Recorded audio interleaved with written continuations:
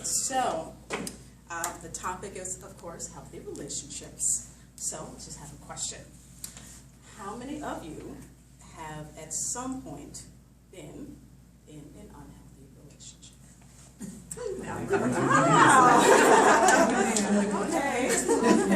well, that's not everyone. Okay, well, how many of you have ever been in a relationship?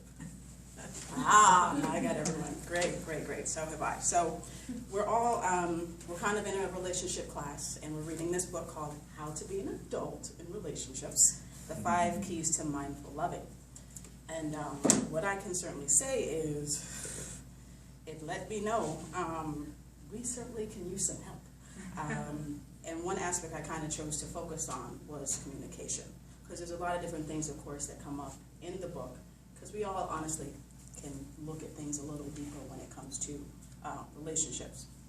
And as we become aware of different patterns, different old habits and just things that we sort of have gotten from childhood, as we heal them, then of course our relationships can really improve. And that's what we have to do. We have to really dig deep, go back to childhood, and really look at, who taught us about relationships, who taught us how to communicate, because all of things have an impact on how we grow up to learn how to communicate effectively with one another.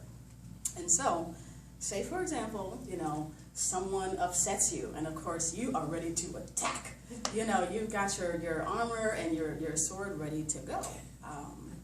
But what if that person has no idea that they upset you?